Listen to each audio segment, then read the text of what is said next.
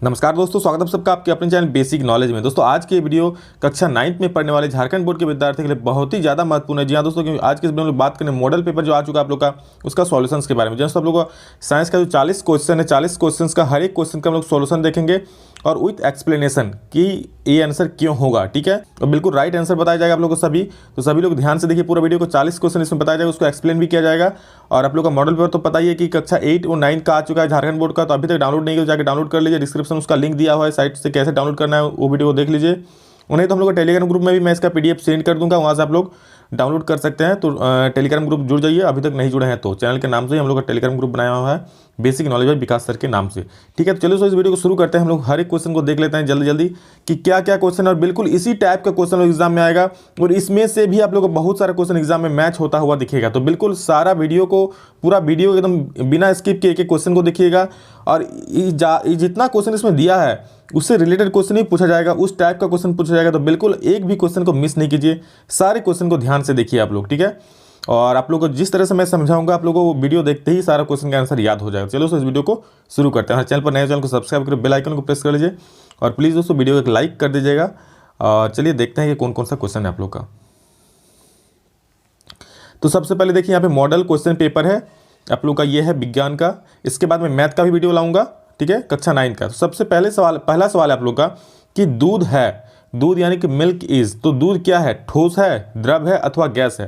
तो अब सबको पता है दूध जो है लिक्विड होता है, यानी कि वो द्रव होता है। ठीक है, जैसे जल है तरल पदार्थ है ना, उसी प्रकार क्या है, दूध भी तरल पदार्थ है, यानी क्या हो गया, ये द्रव हो गया।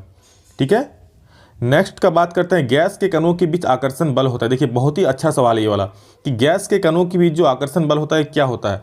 अधिक होता है, कम होता है, अत्यधिक यानी कि बहुत अधिक होता है, कि इनमें से कोई नहीं? तो देखिए जो गैस का पार्टिकल्स होता है ना, कण होता है ना, बहुत दूर दूर बिखरा हुआ होता है। ठीक है, आप लोग देखिए जब हवा में हाथ चलाइएगा तो आसानी से चला सकते हैं। ऐसा लगता है क्या हम लोग हवा में हाथ चलाते हैं हाथ रुक जाता है? नहीं। लेकिन एक कोई पेड़ में, दीवार में हाथ चला पाइएगा? अरे बहुत जोर से चलाएगा। पानी में चलाइएगा तो भी थोड़ा सा दिक्कत होगा, लेकिन हवा में कोई दिक्कत नहीं होता। क्यों? क्योंकि उसका कण जो होता है, गैसेस का कण बहुत दूर दूर होता है। ठीक है, उसमें उतना आकर्षण बल ही नहीं होता है कि हम लोग का हाथ को रोक सके या कोई भी चीज़ को रोक सके। तो गैस का जो कण होता है बहुत दूर दूर बिखरा होता है, घूमता रहता है इधर उधर पार्टिकल्स, और उसमें जो आकर्षण बल होता है क्या होता है, बहुत कम होता है, इसलिए दूर दूर घूमता रहता है। तो इसलिए इसका आंसर क्या हो जाएगा, उसमें जो आकर्षण बल होता है बहुत ही कम होता है। ठीक है, आकर्षण बल यहाँ देखिए कम होता है। यहाँ पे अत्यधिक लिखा है वेरी मच, तो वेरी मच तो होगा नहीं, अधिक भी नहीं होगा, क्या होगा, बहुत कम होगा। यहाँ पे कम आंसर हो जाएगा। ठीक है, तो चलिए नेक्स्ट सवाल देखते हैं हम लोग। अगला सवाल क्या है, बर्फ का एक टुकड़ा जल की सतह पर तैरते रहता है। आप लोग देखे होंगे कोई बर्फ को जब हम लोग जल में डाल देते हैं तो क्या होता है, वो तैरने लगता है। तो क्यों तैरता है भाई? तो यह जल से भारी होता है इसलिए तैरता है, कि बर्फ जल से हल्का होता है, कि बर्फ और जल का घनत्व समान होता है, कि बर्फ का घनत्व जल से अधिक होता है?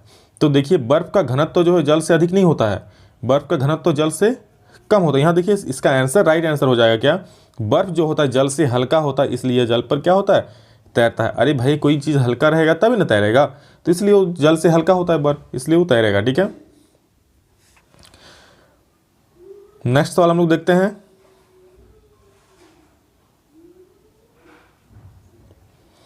गर्म करने पर गैस का आयतन, अब गैस को गर्म करेंगे तो क्या होगा, gas on heating density of gas, तो गैस को गर्म करने पर उसका आयतन जो है बढ़ता है। ठीक है, ऐसे ही गैस का मॉलिक्यूल्स दूर दूर बिखरा रहता है, जब उसको हम लोग गर्म करेंगे तो मॉलिक्यूल्स और ज़्यादा, उसका काइनेटिक एनर्जी बढ़ जाएगा और दूर दूर इधर उधर घूमेगा, तो उसका और जो आयतन होता है वो बढ़ जाएगा। ठीक है, तो आप लोग इसका क्या होगा, आयतन बढ़ जाता है। यहाँ पे ऑप्शन ए इसका करेक्ट आंसर हो जाएगा। ठीक है, तो चलिए अगला सवाल देखते हैं। अगला सवाल क्या, निम्नलिखित में कौन कपड़ा गर्मियों के समय अधिक आरामदेह होता है? आप लोग गर्मियों में कौन सा कपड़ा पहनना चाहते हैं अधिक? सूती कपड़ा ना, पॉलिस्टर का पहनेगा तो बिल्कुल बहुत गर्म लगता है और अधिक गर्मी लगता है, तो सूती कपड़ा को हम लोग गर्मी में अधिक आरामदेह होता है सूती कपड़ा। ठीक है, तो cotton option 3 is the right answer. चलिए नेक्स्ट सवाल देखते हैं हम लोग। प्रोटोन कण है, प्रोटोन पार्टिकल्स इज, प्रोटोन क्या होता है आप लोग का, ऋण आवेशित, धनावेशित, आवेशहीन, कि इनमें से कोई नहीं? प्रोटोन में क्या चार्ज होता है, नेगेटिव चार्ज होता है, पॉजिटिव चार्ज होता है, क्या होता है? तब सबको पता है कि प्रोटोन में जो होता है, ध्यान से सुनिए, प्रोटोन में पॉजिटिव चार्ज होता है, इलेक्ट्रॉन में नेगेटिव चार्ज होता है, और हम लोग का जो न्यूट्रॉन होता है ये बेचारा न्यूट्रल होता है, इसका कोई चार्ज नहीं होता है। तो हम लोग का प्रोटोन में क्या हो जाएगा, प्रोटोन में होगा धन आवेशित, यानी कि पॉजिटिवली चार्ज होता है। Proton is positively charge particle. Okay, चलिए अगले सवाल की तरफ हम लोग चलते हैं। अगला सवाल देख लेते हैं क्या है। अगला सवाल हम लोग का है परमाणु भार बराबर होता है।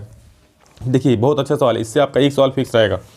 परमाणु भार को हम लोग कैसे निकालते हैं, तो आपको पता है कि परमाणु भार जो बनता है किसी चीज़ का परमाणु भार यानी कि एटॉमिक वेट, वो होता है number of neutrons plus proton, कि उसमें न्यूट्रॉन की संख्या कितना है और प्रोटॉन की संख्या कितना है, दोनों का जोड़ होता है हम लोग का परमाणु भार।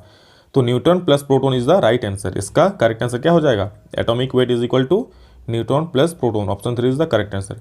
चलिए अगले सवाल की तरफ चलते हैं। अगला सवाल क्या है, परमाणु के नाभिक में कौन से कण उपस्थित होते हैं।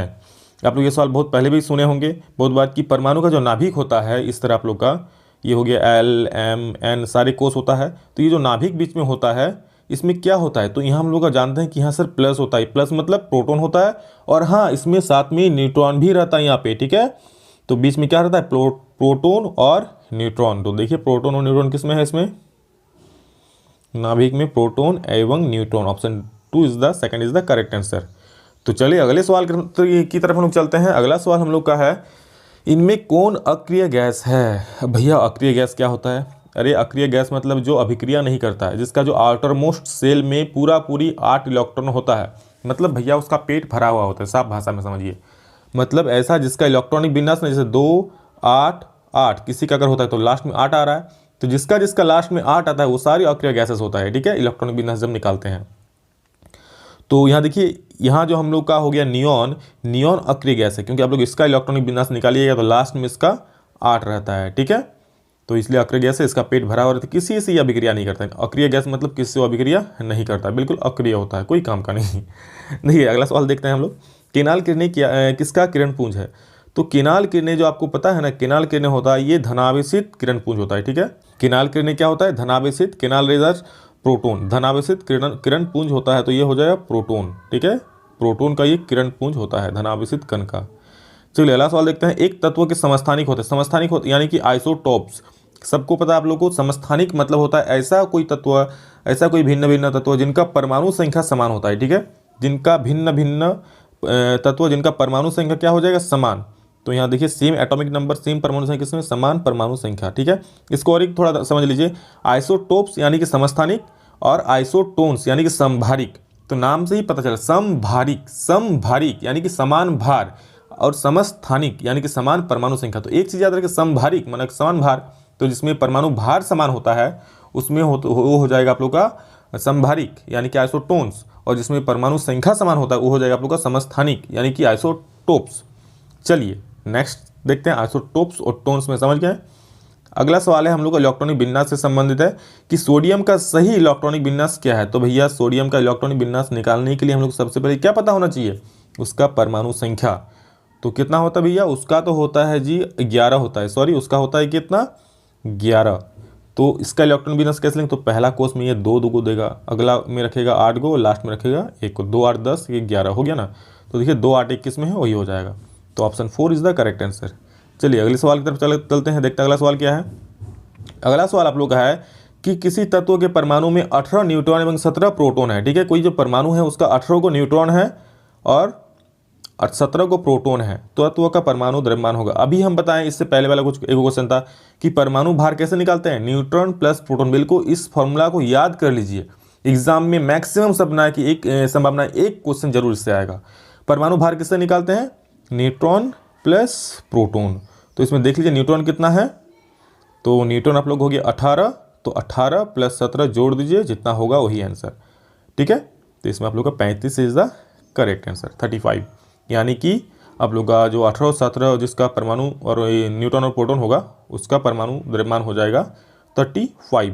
चलिए अगले सवाल की तरफ हम लोग चलते हैं। अगले सवाल क्या हम लोग, यदि किसी वस्तु का विस्थापन शून्य है तो उस वस्तु द्वारा तय की गई दूरी है। बिल्कुल समझने वाला क्वेश्चन ये, अच्छा समझिएगा कि यदि किसी वस्तु का विस्थापन शून्य दिया हुआ है तो उसके द्वारा तय की गई दूरी क्या होगा। तो आप लोग पता है विस्थापन और दूरी में क्या अंदर, थोड़ा सा बस हम एक आइडिया देना चाहेंगे। जैसे कोई वस्तु यहाँ पे अभी है, यहाँ से घूम फिर के यहाँ से घुमा यहाँ आ गया, तो भैया यहाँ पे घूम फिर के आ गया यानी कि विस्थापन जो हो गया, डिस्प्लेसमेंट जो हो गया वो 0 हो गया, लेकिन क्या दूरी 0 हुआ क्या, नहीं सर, आप लोग बोलिएगा नहीं 0 नहीं हुआ। क्यों नहीं हुआ, क्योंकि आप लोग देखिए यहाँ से घूम के इतना दूर डिस्टेंस कवर किया ना जी, इतना दूर तो घूम लिया, तो इतना दूर घूम के बोलिएगा वो 0 वो चला ही नहीं, कुछ दूरी ही नहीं, तो मारेगा उठा के एक झापड़। तो ये क्या हो जाएगा, विस्थापन शून्य होगा।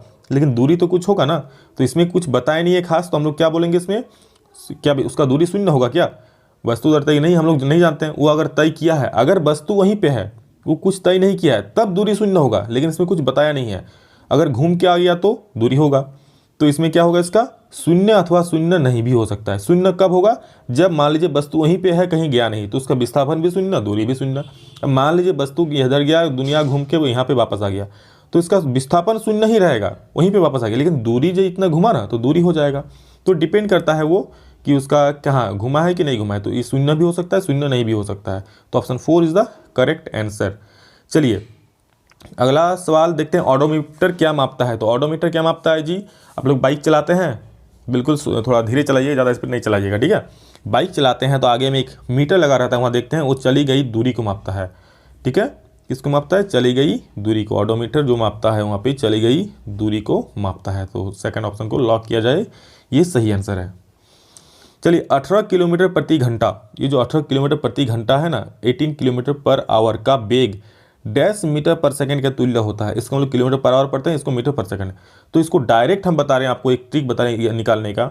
जब भी 18 किलोमीटर पर आवर दे रहा है, उसको मीटर पर सेकंड में चेंज करने बोलेगा, तो बिना सोचे सीधा आंख मूंद के गुना कर दिए 5/18 से। बिल्कुल 18 से 18 कटिंग, 5 आंसर आएंगे, 5 आंसर आ गया, तो हम लोग को 5 is the right answer, 5 is the correct answer. तो 5 मीटर पर सेकेंड, ठीक है। ठीक इसका उल्टा अगर बोल देगा कि सर 5 मीटर पर सेकेंड को हम लोगों को किलोमीटर में बदल के दिखाइए, तो ठीक इसका उल्टा गुना कीजिएगा। जैसे हम लोग पहले में किससे गुना किए थे, 5/18 से ना जी, तो इसमें गुना करेंगे 18/5 से, ठीक है। 5 को गुना कर दिए 18/5 से, तो 5 से 5 कट जाएगा, 18 इज द राइट आंसर। देखिए 18 किलोमीटर पर आवर आ जाएगा, तो बिल्कुल ऐसा ही है।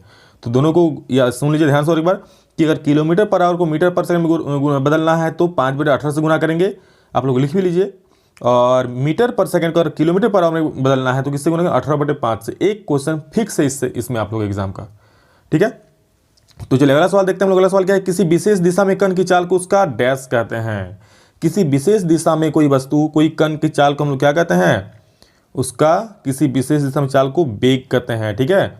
कोई खास दिशा में जा रहा है, अगर उसका डायरेक्शन है तो वेग, डायरेक्शन नहीं है तो चाल, ओके। चलिए अगला सवाल देखते हैं हम लोग।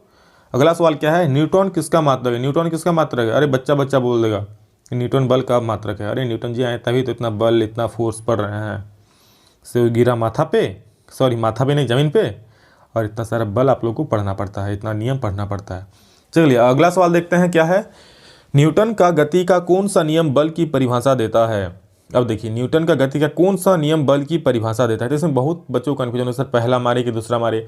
तो मैक्सिमम जो आपका परसेंटेज है आंसर का, इसमें पहला जो है आपका करेक्ट। न्यूटन का जो पहला नियम है वो बल का परिभाषा देता है। पहला नियम क्या है भैया, पहला नियम, अगर कोई वस्तु रेस्ट में है, विराम अवस्था में है, तो विराम में ही रहना चाहेगा। अगर कोई वस्तु गतिशील है यानी कि मोशन में है तो मोशन में ही रहना चाहेगा, जब तक कि उस पर कोई बाहरी असंतुलित बल न लगाया जाए, बाहरी अनबैलेंस फोर्स न लगाया जाए, ठीक है। हाँ भैया अनबैलेंस होना चाहिए, अनबैलेंस नहीं होगा तो वस्तु मूव ही नहीं करेगा, ठीक है। तो ये हो गया आप लोग का पहला नियम। तो अगला सवाल हम लोग का है कि ध्वनि तरंगों की चाल सबसे ज़्यादा होती है। ध्वनि तरंगों की चाल सबसे ज़्यादा किसमें होती है, तो वो होती है ठोस में, ठीक है। ठोस में सबसे ज़्यादा चाल होती है। दो लोहा को ठोकिए, देखिए बहुत ज़्यादा आवाज़ आता है, पानी में उतना आवाज़ नहीं आता है। तो ठोस जो होता है उसमें ध्वनि तरंगों की चाल सबसे ज़्यादा होती है। तो speed of sound is more in solid, okay. चलिए अगले क्वेश्चन की तरफ चलते हैं। अगला क्वेश्चन है और बहुत ही इंपॉर्टेंट सवाल, हर एक साल पूछा जाता है कि श्रव्य ध्वनि का परास होता है, मतलब वो परास जितना हम लोग सुन सकते हैं, हम लोग कान कितना सुन सकता है। तो दोस्तों हम लोग का कान, ध्यान से सुनिए, 20 से लेकर 20 हर्ट्ज से लेकर, ये 26 नहीं है जी 20 है, ठीक है, 20 हर्ट्ज से लेकर 20,000 हर्ट्ज तक सुनता है। हम लोग कान जो है 20 हर्ट्ज से लेकर 20,000 हर्ट्ज तक सुन सकता है। इसको कोई ऐसा भी लिखता है कि 20 से लेकर 20 किलो हर्ट्ज, ठीक है। किलो मतलब क्या, 1000, तो 20,000 हो जाएगा। तो चलिए देख लेते हैं कौन वाला ऑप्शन है। आप लोग ऑप्शन 2 जो है 20 से लेकर 20,000 हर्ट्ज, ठीक है, ये आपका राइट आंसर है। वहीं अगर किलो में देता तो यही लिखता है 20 से लेकर 20 किलो हर्ट्ज, तो कन्फ्यूजन नहीं हो जाएगा, ठीक है। ऑप्शन ये रहे चाहे ये रहे, दोनों में मारिएगा, मतलब दोनों सही आंसर होगा। ये भी क्योंकि इसमें के लगा दिया तो 20,000 वही के मतलब किलो होता है, इसमें 1000 लिख दिया है तो क्या दिक्कत है, सेम ही चीज़ तो है। चलिए अगला सवाल देखते हैं कि आवृत्ति एन तथा तरंगदैर्घ्य लेमडा वाले तरंग की चाल में भी में क्या संबंध होता है। तो आप लोग एक फॉर्मूला याद रखिएगा कि चाल जो होता है v इक्वल टू होता है चाल यानी v इक्वल होता है ये आप लोग का एन लेमडा, ठीक है, ये आप लोग का फॉर्मूला होता है। आप चाल बराबर आवृत्ति इंटू लेमडा। तो देख लीजिए कौन वाला है, ये वाला n lambda, option 1 is the correct answer. चलिए अगला सवाल की तरफ देखते हैं। अगला सवाल क्या है, अगला सवाल आप लोग का है कि कार्य का ऐसा मात्रक है। अरे भाई बच्चा वाला सवाल, कार्य का ऐसा मात्रक क्या होता है, जूल होता है। कार्य का ऐसा मात्रक क्या है, जूल है। आप लोग तो ऐसे ही मार दीजिए, इसको बचपन से पढ़ते आ रहे हैं। सार्वत्रिक गुरुत्व स्थिरांक का जी का मान, इंपॉर्टेंट सवाल है कि बड़ा जी जो है उसका मान क्या होता है। यहाँ देखिए कभी कोई छोटा जी का भी मान पूछता है तो उसको हम लोग देखते हैं बाद में। तो पहले इसको देख लीजिए, बड़ा जी का जो मान होता है वो होता है 6.67 10 के पावर -11 न्यूटन मीटर स्क्वायर पर केजी स्क्वायर। तो देखिए इसमें 11 है, इसमें भी 11 है, लेकिन माइनस में होता है पावर में, ठीक है, बिल्कुल थोड़ा सा डिफरेंस है। गलती से अगर ये वाला मार दिए तो गलती हो जाएगा। क्यों, क्योंकि देखिए यहाँ पावर में माइनस नहीं दे, 11 के पावर में माइनस होता है, 10 के पावर -11 होता है। तो इसलिए इसका सही आंसर क्या हो जाएगा, 6.67 इंटू 10 के पावर -11 न्यूटन मीटर स्क्वायर पर KG square. Option 2 is the right answer. तो जो ऑप्शन आप लोग जब मारिए एग्जाम में तो ध्यान से देखिए मारिएगा, थोड़ा सा माइनस प्लस के चलते भी गलती हो सकता है। और देखिए बहुत ही अच्छा सवाल है, 4 वस्तुएं P, Q, R तथा S के द्रव्यमान क्रमशः 5 kg, 10 kg, 15 kg तथा 20 kg है, किसका जड़त्व सबसे अधिक होगा। तो एक बात गांठ बांध के सुन लीजिए ध्यान से कि जिसका द्रव्यमान ज़्यादा उसका जड़त्व अधिक। जड़त्व मतलब क्या, अगर मान लीजिए कोई मोशन में है तो मोशन में ही रहेगा, ठीक है, मतलब होता है ना एक इनर्सिया, जिसको इंग्लिश में इनर्सिया बोलते हैं, उसी में रहना चाहेगा। कोई रेस्ट में है तो रेस्ट में ही रहना चाहेगा। एक ट्रक खड़ा है और एक साइकिल खड़ा है, किसका जड़त्व अधिक होगा, जी ट्रक का अधिक होगा। क्यों, ट्रक का भार बहुत ज़्यादा, आप धकेल के उसको हटा सकते हैं अपनी जगह से, बिल्कुल हिलवे नहीं करेगा, हिला ही नहीं पाइएगा। तो साइकिल क्या हो जाएगा, बिल्कुल धकेलिएगा कहाँ चल जाएगा। वहीं साइकिल जो आ रहा है चल के, साइकिल को हो सकता है आप हाथ से रोक ले, थोड़ा बहुत चोट लगे ना रोक लीजिएगा, ट्रक को रोकने जाइएगा आपको मार के फेंक देगा। तो जड़त्व तो किस में अधिक है, जिसका भार ज़्यादा उसका जड़त्व तो ज़्यादा। तो देखिए किसका द्रव्यमान ज़्यादा, सॉरी द्रव्यमान, भार नहीं द्रव्यमान, ठीक है, जिसका द्रव्यमान ज़्यादा उसका जड़त्व ज़्यादा। द्रव्यमान किसका ज़्यादा है, देखिए तो यहाँ पे 20 kg का जो वस्तु है उसका द्रव्यमान सबसे ज़्यादा, तो 20 kg वाला का जड़त्व भी सबसे अधिक हो, यानी कि S वस्तु जो है उसका 20 kg है, उसका जड़त्व सबसे अधिक होगा। Option 4 is the correct answer. Option 4 का जो है मतलब S का इनर्सिया 20 द्रव्यमान 20 kg है, तो S का इनर्सिया सबसे अधिक होगा, यानी कि जड़त्व सबसे अधिक होगा। चलिए अगले सवाल की तरफ चलते हैं। अगला सवाल क्या है, निम्न में से कौन सही है। एक फॉर्मूला से बहुत सारा क्वेश्चन पूछा जाता है, इसमें 3-4 और फॉर्मूला है। इसमें देखिए ये वाला फॉर्मूला है कि v² इक्वल टू होता है u² प्लस 2as। तो देखिए कौन वाला ऑप्शन सही है, v² सर कहीं नहीं दिख रहा है। अरे भैया ये वाला दिख रहा है, देखिए e² इधर माइनस में, उधर जाके तो प्लस नहीं हो जाएगा, ये माइनस u², उधर जाके क्या हो जाएगा प्लस u²। तो v² equal to u² plus 2as। Option 1 is the correct answer. Okay, तो चलिए अगले सवाल की तरफ हम लोग आ जाते हैं। अगला सवाल हम लोग का है कि आत्महत्या का थैला कहलाता है, which of the following is known as suicidal bag. तो आत्महत्या का थैला कहलाता है आप लोग का लाइसोसोम को, ठीक है, लाइसोसोम आप लोग का आत्महत्या का थैला कहलाता है। चलिए बायोलॉजी का फटाफट सारा आंसर देख लेते हैं क्या क्या है। कोशिका की खोज किसने की, तो आप लोग को सबको पता है कोशिका की खोज किसने की, तो रॉबर्ट हुक ने जो किया कोशिका का खोज किया था। ओके, चलिए अगला सवाल देखते हैं। जीन बने होते हैं, जीन किससे बने होते हैं, तो जीन जो बना होता है ना वो डीएनए के खंड से बना होता है, फ्रेगमेंट ऑफ डीएनए। तो option is the correct answer. 30 का रंगीन प्लास्टिड को कहते हैं, coloured plastid is known as. तो रंगीन प्लास्टिक को हम लोग प्लास्टिड को हम लोग कहते हैं क्रोमोप्लास्ट। ओके, तो ऑप्शन 3 इज द इसका right answer. Option 3 is right answer. अगला सवाल है रक्त है, बहुत ही महत्वपूर्ण सवाल ये वाला, रक्त क्या है, ब्लड इज, ये आया भी है पिछले साल। रक्त क्या है, तो रक्त एक आप लोग का तरल संयोजी उत्तक है।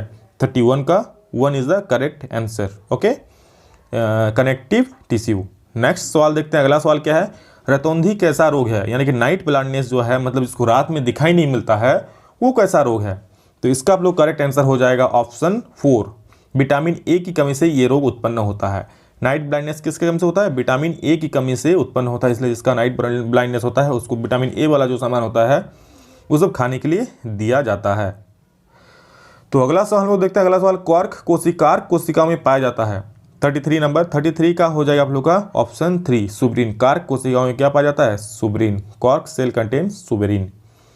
चलिए अगला सवाल देखते हैं। नेक्स्ट क्वेश्चन, शरीर का बाहरी और भीतरी रक्षक आवरण बनाते हैं। शरीर का बाहरी और भीतरी रक्षक आवरण कौन बनाता है? तो ये आप लोग का बनाता है सेलुलोज। ओके, सॉरी ये तो 33 का 2 34 शरीर का बाहरी और भीतरी रक्षक आवरण बनाते हैं। तो शरीर का ये आप लोग का हो जाएगा एपिथेलियम उत्तक। एपिथेलियम उत्तक जो है आप लोग का शरीर का बाहरी और भीतरी रक्षक आवरण बनाते हैं। चलिए अगला सवाल देखते हैं हम लोग कि एनीमिया नामक बीमारी किस पोषक तत्वों की कमी से होती है? सबको पता है एनीमिया मतलब खून की कमी, तो ये किसकी कमी से होता है? आयरन की कमी से होता है। Option second is the right answer. Iron को लॉक किया जाए। अगला सवाल की तरफ चलते हैं। एक दीर्घकालिक रोग है, एक दीर्घकालिक यानी कि लॉन्ग लास्टिंग डिजीज, जो कि बहुत दिनों मतलब लंबे समय तक चलता है, वो रोग कौन सा है? तो इसका हो जाएगा एक्जिमा। एक्जिमा जो है एक लॉन्ग लास्टिंग डिजीज है, ये जल्दी ठीक नहीं होता है। नेक्स्ट सवाल देखिए, वायुमंडल में कार्बन डाइऑक्साइड के बढ़ने का संबंध है। ये सवाल देखिए थोड़ा अलग से पूछा गया है। इसमें क्या है? समुद्र तल से उठने से, ओजोन परत की अपक्षय से, अम्ल वर्षा से, चक्रवात से। तो आप लोग समुद्र तल से जैसे जैसे उठने से, ठीक है, समुद्र तल के उठने से राइज इन सी लेवल, अगर समुद्र तल में बढ़ाव होता है, जो सी लेवल है वो बढ़ता है, तो आप लोग कार्बन डाइऑक्साइड भी बढ़ जाएगा आप लोग एटमॉस्फेयर में। ठीक है, तो option one is the correct answer. Next सवाल, अगला क्वेश्चन देखते हैं हम लोग। पौधे जिन पदार्थों का संश्लेषण करते हैं वे कहलाते हैं। पौधे जिन पदार्थों का संश्लेषण करते हैं वे क्या कहलाते हैं? जैव रसायन कहलाते हैं। ठीक है, the substance synthesised by plant are called as जैव रसायन यानी कि बायोकेमिकल्स। ओके, अगला सवाल है कि मलेरिया का रोग वाहक है। मलेरिया का रोग वाहक क्या है? तो इसका तो आपको सबको पता है, ये मच्छर के कारण होता है। तो मादा एनोफिलीज मच्छर होता है, इसमें मच्छर is the correct answer, mosquito, एक मच्छर। चलिए अगला सवाल, वे प्राकृतिक पदार्थ जिनका उपयोग मनुष्य अपने जीवन यापन एवं विकास के लिए करता है कहलाते हैं। वे प्राकृतिक पदार्थ जिनका मनुष्य क्या करता है? अपने जीवन यापन के लिए, विकास के लिए करता है, वो क्या कहलाता है? तो वो प्राकृतिक संपदा कहलाता है। ठीक है, जिनका उपयोग मनुष्य अपने जीवन यापन एवं विकास के लिए करता है, क्या कहते हैं उसको? प्राकृतिक संपदा यानी कि नेचुरल रिसोर्सेस। चलिए ये आप लोगों का 40 सवाल था साइंस का। आशा करते हैं और सारा सवाल आप लोगों को एक्यूरेट बताया गया इसमें, और आशा करते हैं ये वीडियो आप लोगों को बहुत अच्छा लगा होगा। अपने सारे दोस्तों को शेयर कर दीजिए, जितना आपके दोस्त 9 में पढ़ते हैं, क्लास 9 में जो आपके दोस्त पढ़ते हैं सभी को शेयर कर दीजिए, सारे ग्रुप में शेयर कर दीजिए, और चैनल पर नए चैनल को सब्सक्राइब कर लीजिए और बेल आइकन को भी प्रेस कर दीजिए, ताकि इस तरह का वीडियो मैं जब नेक्स्ट बार मैथ का लाऊंगा और मैथ का डिटेल में सॉल्यूशन बताऊंगा बोर्ड पर आपको कि कैसे बनेगा कैसे नहीं, तो वो वीडियो देखने के लिए बस वेट कीजिए, और जल्द ही वो वीडियो आप लोग का आने वाला है। तो चलिए वीडियो कैसा लगा कमेंट में सब लोग जरूर बताइए, ठीक है, कि वीडियो कैसा लगा। सभी लोग कमेंट करके बोलिएगा, और प्लीज़ सभी लोग लाइक कर दीजिए। वीडियो बनाने में बहुत मेहनत लगा है दोस्तों, तो प्लीज़ एक लाइक जरूर कर दीजिए। तो चलिए दोस्तों, आप लोग 2 महीना बाद और एग्जाम होने वाला है, तो एग्जाम के लिए आप लोग बहुत सारी शुभकामनाएं। अच्छा से पढ़िए, अपना ध्यान रखिए, और अभी के लिए इतना ही। नेक्स्ट वीडियो में जल्द आप लोग से मिलते हैं, तब तक के लिए जय हिंद, वंदे मातरम।